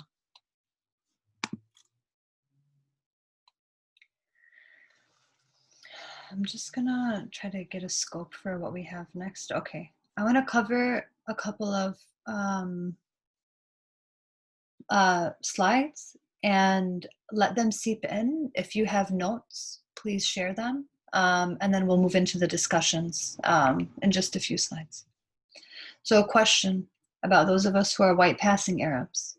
What does whiteness entail? What does whiteness give you access to? I want you guys to think about that. What has whiteness given you access to?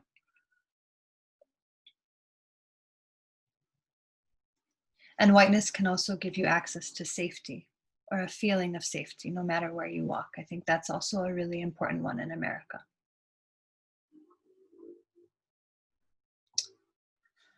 I'm gonna go to our next slide. This is from a poem written by Jess Rizkallah. The poem part of it is about being a white passing Arab, but that's not the title. But this is about being a white passing Arab. Jess says, sometimes there is only the bubble on the job applications where you fill in the circle next to white Middle Eastern because you're working hard. You're a good American today. You get to be white today. You're white when you're behaving. You're a terrorist when you're angry. You're a liar when they wound you. You're stupid when you're sleeping. You're a predator when you're backed into a corner. You are the earth's oldest apples. You are DNA becoming vinegar under the kitchen sink, venom under the tongue, something you didn't put there, something you'll always be spitting out.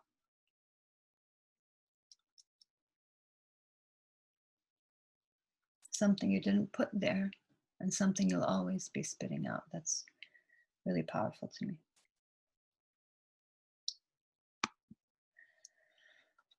So in conclusion, in temporary conclusion, we want to cover a couple of things that, and I invite you guys at the end to share. Colorism exists in every Arab country. Because of the long-standing history of Lebaneseness in Dearborn, colorism is associated with Lebaneseness. It is not exclusive to Lebaneseness. We need to separate Lebaneseness from its exceptionalist narrative in Dearborn. We need to separate Lebaneseness from colonial hierarchies of supremacy and dismantle any and all narratives and systems of supremacy that we come across. What conclusions do you guys have that aren't included here? And I will take notes on them. And these could be like just like working sort of thoughts that you've gained from being in community today.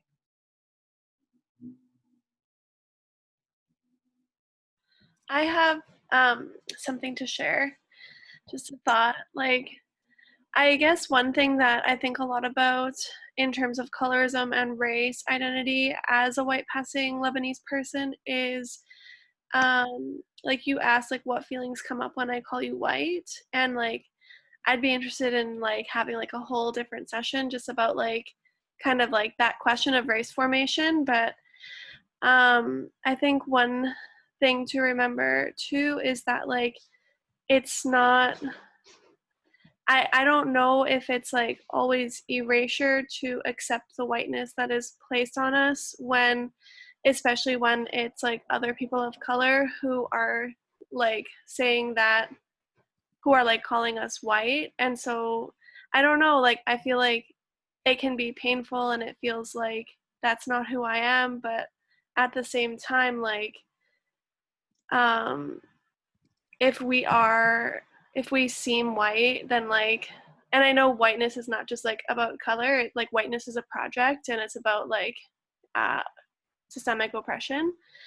But if we seem white, then like why are we so defensive to say like to distinct, or sorry, to differentiate and have that distinction of being like, no, I'm white passing. So I don't know what the takeaway is on that, but just sharing some thoughts about like the way that we're read is really important too, and not to dismiss that. Okay, so I have to say that I was thinking the exact same thing like throughout all of this, and when I was reading a little bit in the chat about other people talking about how they, somebody mentioned how they used to love it when somebody would say that they were light skinned or that they were like white. I've always like balked when people talk about how like that I'm light skinned, because I want to be, I think of myself as like a person of color, and I want to be seen as one by everyone, but I also understand that I'm not, like I have white skin. And so how can we, like, when there are groups of people, when there are brown and black people in this country that are, being killed, and telling people that look like us that we're white, like how do I say to them, no, I'm not white? Like that's defensiveness, and it doesn't help us be allies. So I've just been thinking about that a lot. Like, do I say that I'm like reluctantly white? Like, I'm very aware that I'm so light skinned, and, I've always tried to resist it, but I feel like I need to acknowledge it to be a better ally, like both to like our, like other like dark skinned Arabs in Dearborn, and sorry, that's my kid. And like, as people that are trying to be allies to the Black and brown communities. I'm taking notes word for word from you guys, by the way. This is like extremely useful as we like build together a politic that is rooted from our collective experience and our community. And I think that what you guys are saying is super important. We need to acknowledge it to be better allies. I think that's huge. And I take responsibility for like still struggling with that categorization and sort of figuring out what to do with it. So thank you for like continuing the conversation and for adding. And I'm taking notes, and I'll hand these to Rima, and you can do your magic Dearborn girl thing with it. Who else wants to add more conclusions? I just have another comment to honestly add on to what they were saying is, I am half white. So when people call me white, I feel like I'm being pulled apart because I am obviously not fully white, right? However, there's no way to not acknowledge the privilege that comes with looking white, right? And so that is something I feel like a lot of conscious people who are conscious of these issues, right, are grappling with, which is embracing your identity, but also having to deal with the fact that you are a benefactor of the suppression of so many, oppression of so many people, you know. So inclusion is essentially, it's a very complex situation that we'll probably be struggling with for like centuries to come. So yeah. I love that so much, because what I want to say is I'm running a discussion tomorrow on colorism, how you said you feel like you're being pulled apart and having to deny your Arab roots. I think it's all about paradigm and context. You know, like, it really bothers me when someone calls me white. In the winter, I get lighter. In the summer, I get darker. But I say, you know, I think in Arabic, come to my house, it smells like cooking. The way we talk every day in Arabic is just not even the same way, you know. But it's also, as you said, recognizing your privilege when you need to. It really bothers me, though, when I defend by POC rights or Black rights, and someone will say, you're not even Black. I hate that phrase so much, because I think I don't believe in reverse racism, but I kind of want to say reverse colorism, how, you know, sometimes being lighter could work against you when it comes to advocating for people that are darker than you. Or as you said, you being biracial and being tied by white. I think that how we can attack whiteness is have everybody take a 23andMe ancestry test, find out where you're from, and just learn about the culture and embrace that you're 1/8 this and 1/7 that. And I think, you know, deconstructing whiteness would be, how did we get to that point? I had something else I wanted to say, but I think it's also what you said, the host, that I can't see your name on my phone, Kamelya, about immigrants leaving because they weren't white where they were from, and now they're coming here. So I think there's just levels to your advocacy, and knowing sometimes that some people's pain is harder than yours. I'm gonna add on to that. So I think no one should tell you that you can't advocate for human rights, you know, because your skin is lighter, because you're not Black. I do think that it's a good opportunity, if it is coming from the community that you're advocating for, to just listen and understand maybe why they feel maybe you're taking up space, or maybe it's a good opportunity to just reflect. And maybe there's no validity because, again, it's human rights. I do want to point out really quickly, though, not everyone can take an ancestry test. You think about, just even to your point, you know, kind of what a lot of the Black community has had to endure. Ancestry. Also, white people got to take what ancestry tests. I don't care about anyone else. White people need to do the work. You know what I mean? It's just for future reference. Like, it can be triggering in certain spaces to talk about like a 23andMe, because it's an inherently racist company and brand, but that's just a whole nother conversation. And I want to open the floor for people who have other conclusions, for sure.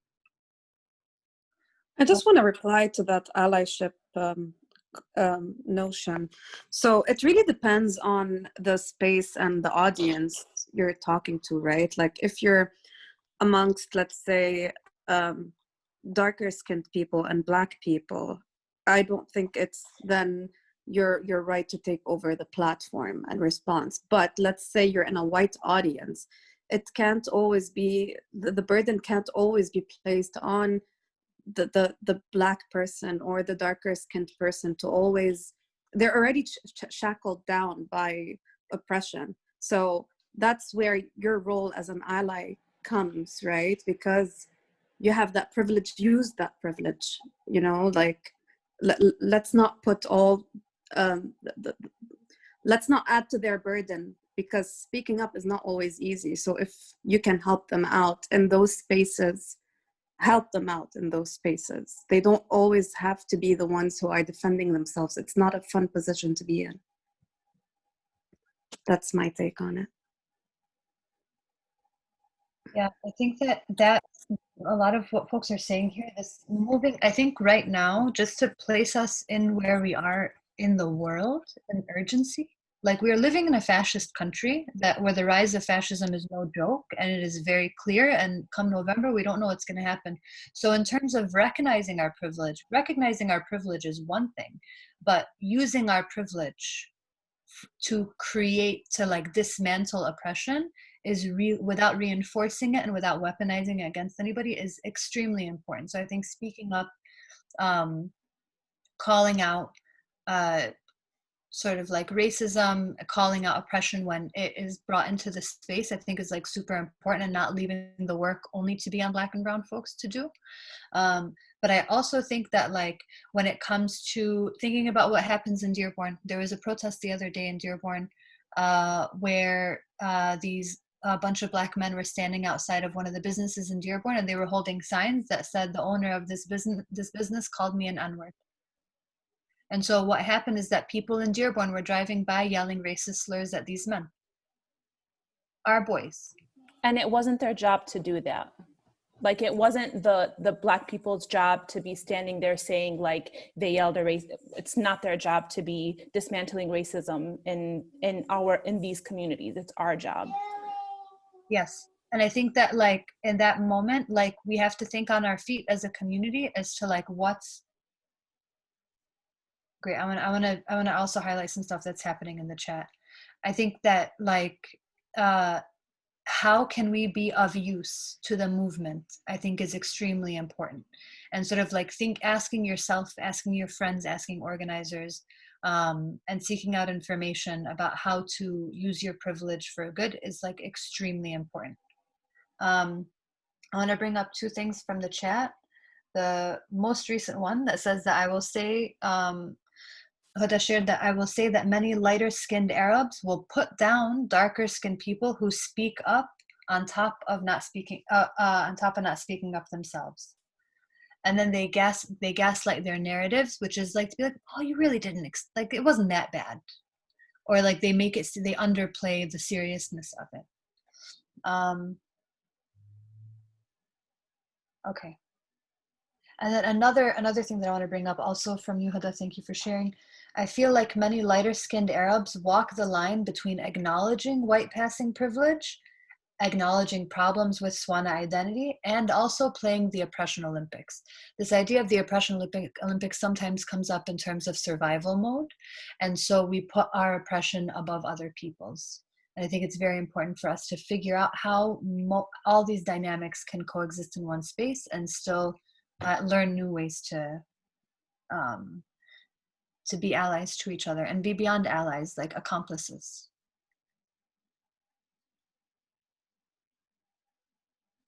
We're still open to adding more conclusions, and I'm still taking notes. I want to introduce some more of the questions that we have, and I want to create space. I'm going to introduce all the questions, and I want to create space for people to share.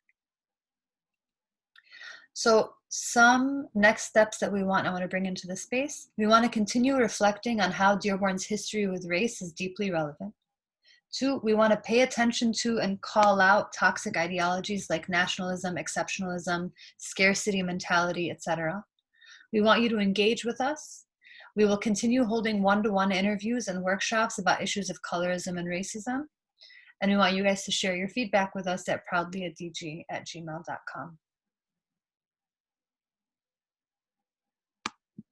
Some questions. As so many of us can be considered white passing, what then outwardly differentiates us from being white? I think we tapped into some of that a little bit. I feel like we're at the action steps part here. We're also still breaking down stuff and reflecting. Excuse me, question.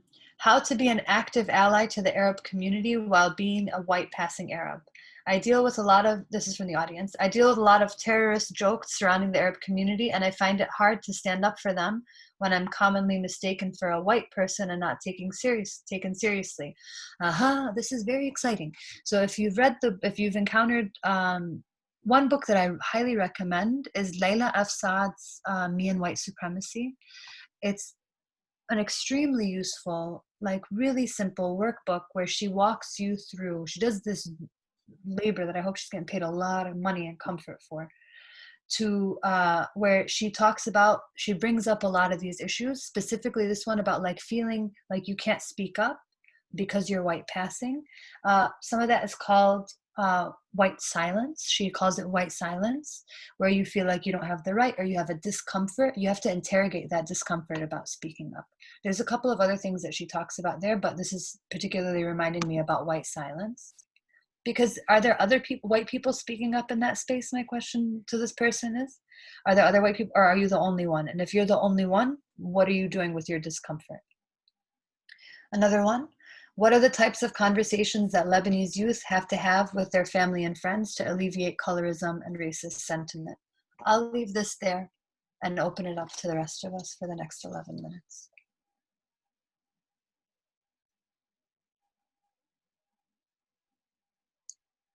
I'll share a quick story while we're waiting. So when I got into U of M, I was a senior in high school, had gone to Fortson. It was predominantly Lebanese. My parents didn't actively at all perpetuate any anti-Yemeni, anti-Iraqi, anti-other sentiment. If, in fact, they tried to breed in me, you know, this level of like humility, but it's to the point of being actively anti-racist.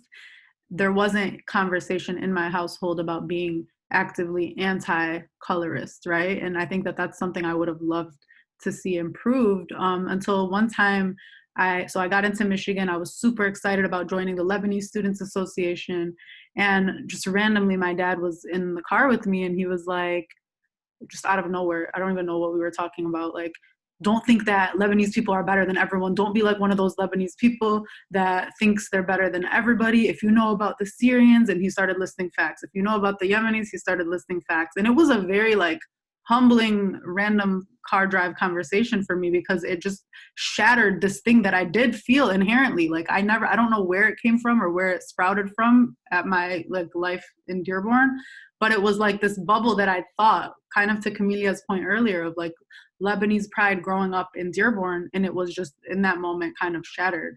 And so I just say that to say, like, I wish and hope, to answer this specific question, that more of those conversations are happening in the household, of just educating our kids on what other communities can boast about. It's not just Lebanese people that, like we said earlier, have a unique history. There's so many other beautiful things to celebrate from each culture, and we should be teaching each other and our children about that. We can move on to other questions too. Don't feel the need to answer this one specifically. So in the chat, Gita shares that my cousins keep using the word, quote, abid, and the amount of times I had to yell at them to stop is more than I can count. Absolutely disgusted that people around my age weren't open to having a conversation.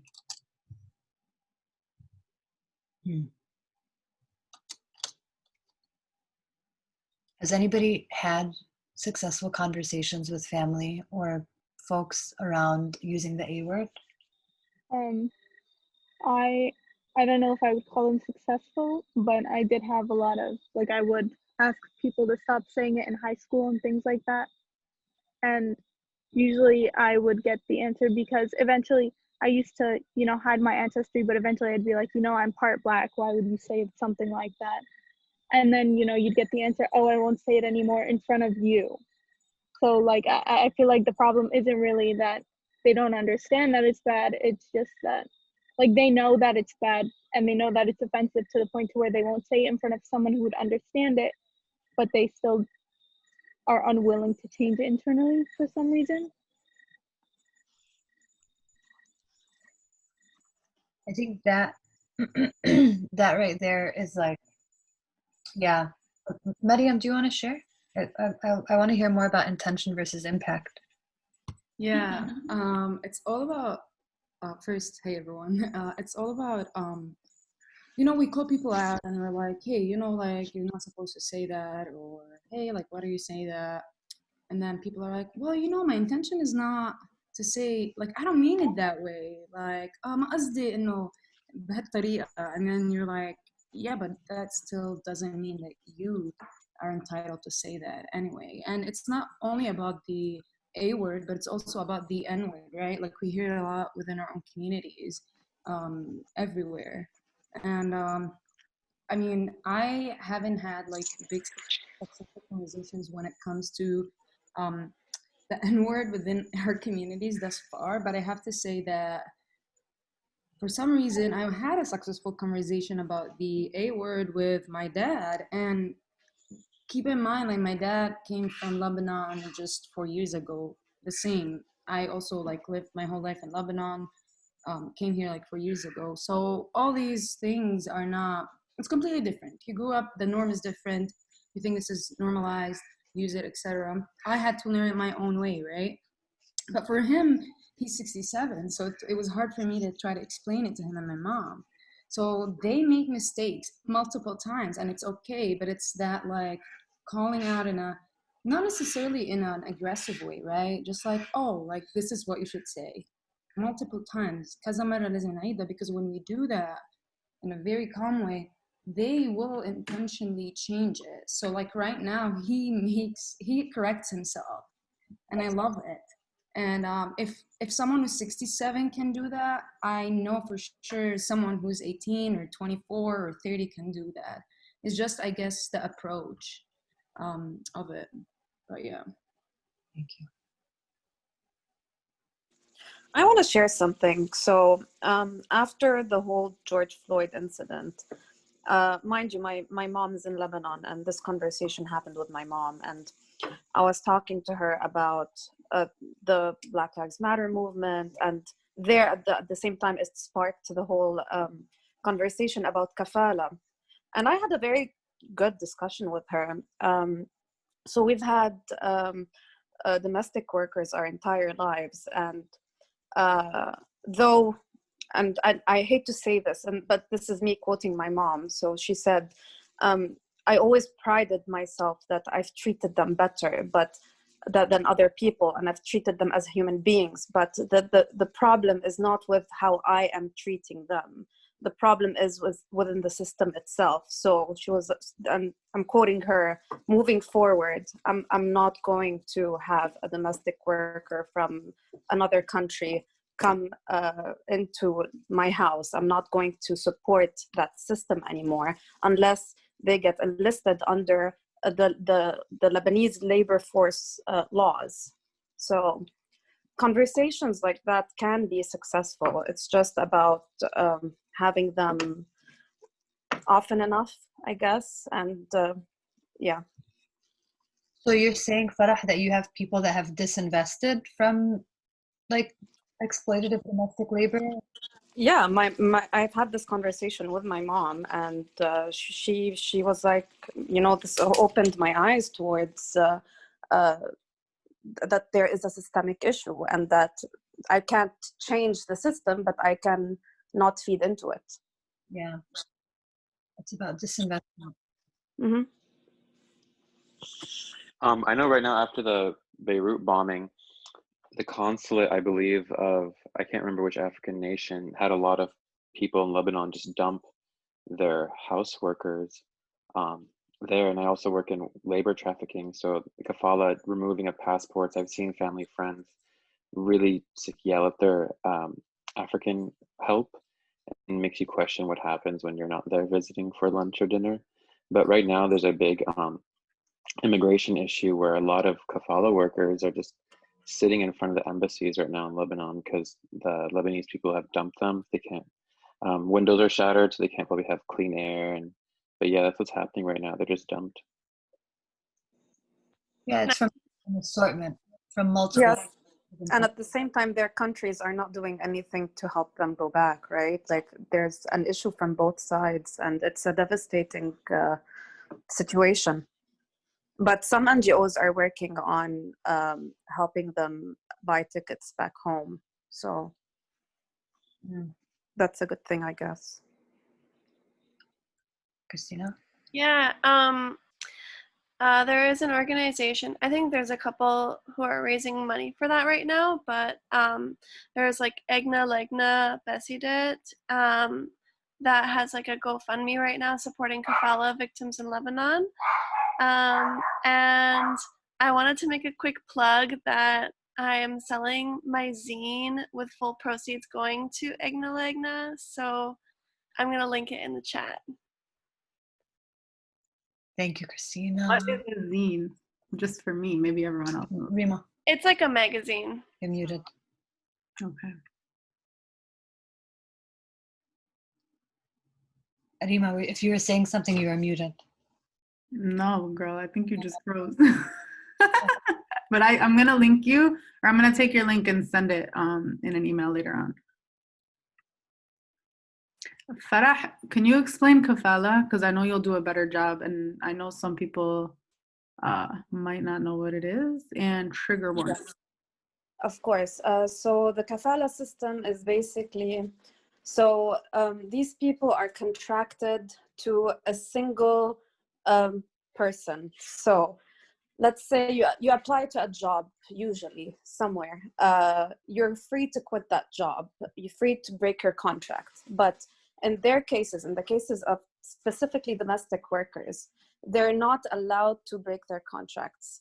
And let's say they escape the household in one way or another. They are tortured. They're beaten. A lot of times they die, and it's then labeled as suicide. And it's a major issue with Lebanon. So the root of it stems is that their work contract is literally tied to one employer. And like, think about it this way: if you want to quit your job right now, you can quit your job and find another job. They literally can't. Their passports are confiscated the minute they arrive. When they arrive to the airport in Lebanon, and that, by the way, the kafala system is not only in Lebanon. I have to clarify this. It's a system in a lot of Arab countries, and these problems are not specific to Lebanon.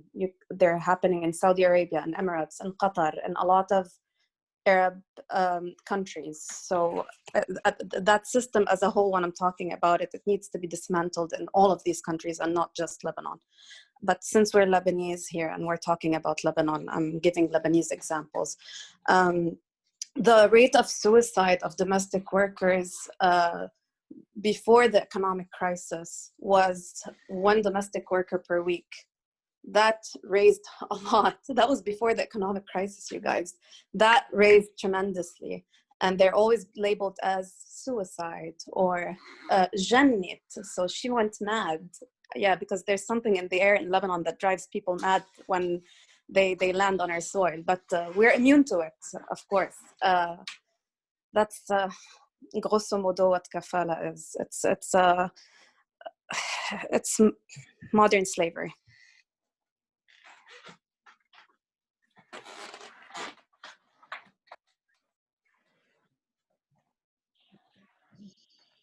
Thank you for sharing.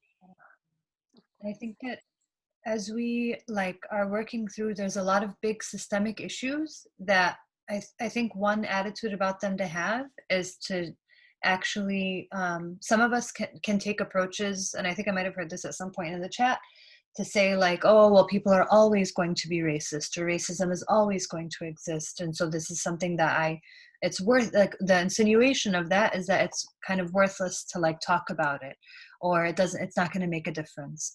And it is, I want to call out how immense of a privilege it is for somebody to basically cut out all hope for the future of people who are systemically marginalized and oppressed. It is not, especially if you're somebody who benefits from white privilege, like that is not your job to define the future or to predict the future for other people who are going to be resisting whether you believe in their cause or not. And so there's somebody else who's articulated it much better than I just did. But I find that really, really important in the context of these conversations.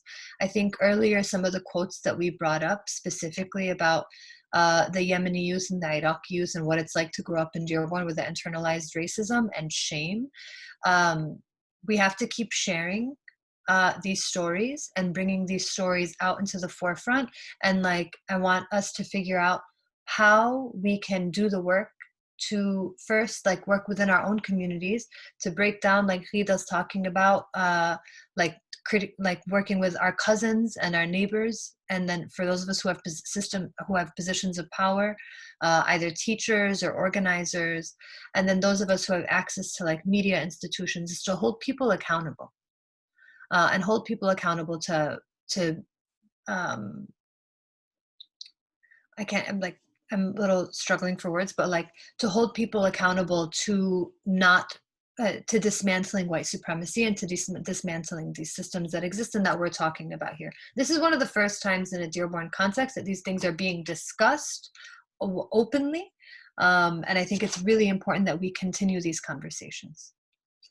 So I just want to say something quickly. So I know we're running overtime, which is normal for us, but thank you so much for being here. And if you have to hop off, no one's going to be upset. But to the last point, Kamelya, of like holding ourselves accountable to dismantling white supremacy, I know personally when I'd hear that, challenged, it seems like it's this humongous big foot monster, and I don't like know even what to do with it. And so maybe as like a couple final points, we can help people understand that it's a very accessible fight for each of us that we can be doing in our own unique ways.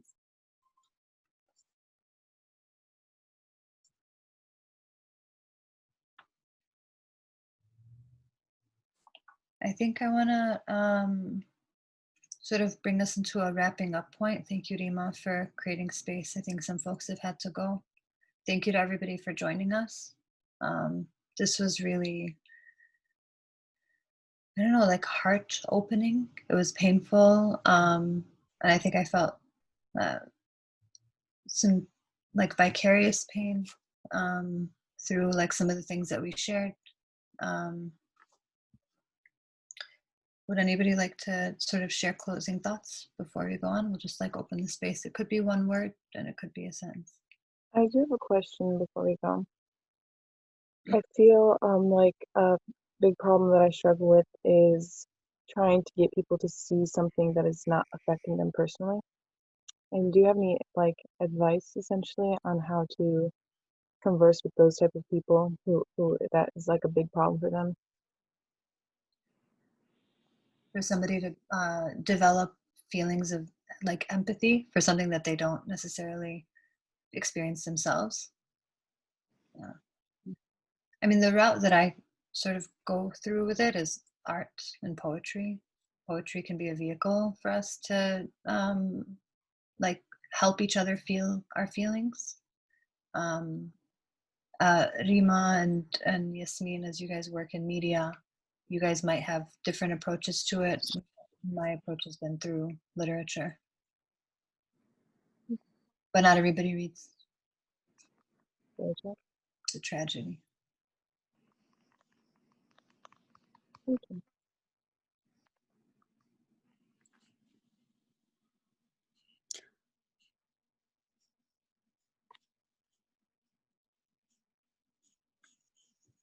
Anyone else? I'm just glad that we're able to have this conversation now, because I remember, my middle school, high school years trying to start up this conversation and getting shut down a lot. So I'm glad that there's been more Lebanese people willing to talk about it in a way that it wasn't a couple years ago, even last year, Yeah. Thank you, Maza. I just want to say something very quickly, stemming from this.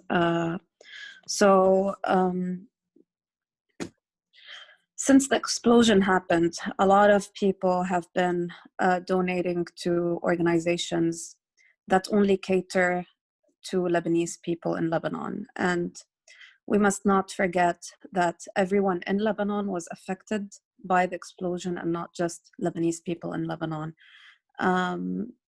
So let's keep in mind that the people who were already marginalized, whether it's domestic workers or Syrian refugees or Palestinian refugees or etc., those people are now even further marginalized. if you don't know who to donate to, talk to me. I can talk to you in private. My friends and I basically started an NGO to help in Lebanon and to help all the people who are in Lebanon. But I don't want to use this platform to advertise for myself. But whether you want to give to us or to know who to give to in Lebanon, you can talk to me on the side. My name is Farah Afra. My email is farahafra@gmail.com. I'm going to write it in the chat. So if you're interested in helping in that aspect, let me know. Listen, we are gonna send the survey. This isn't advertising. This is you helping us help. So when we send our survey, please like add that link, because then we'll be able to follow up with people. If you want to email the link in the chat, that's fine too. Okay, sounds good.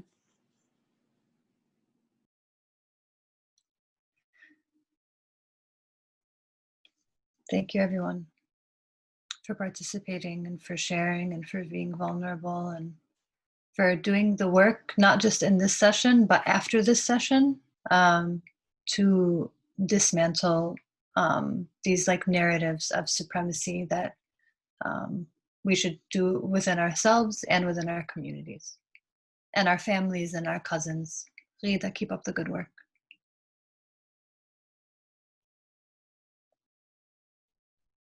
Thank you. It's nice seeing your guys' faces. Seeing your face. Yeah. Kamelya, thank you so much. I have a feeling you will be back by popular demand, because this was just everything we've always needed and didn't know we needed. So thank you, honestly. And everyone else, thank you for sticking around this long. Thank you for being here. If you're watching this later on, thank you for sticking around and, you know, listening with an open mind.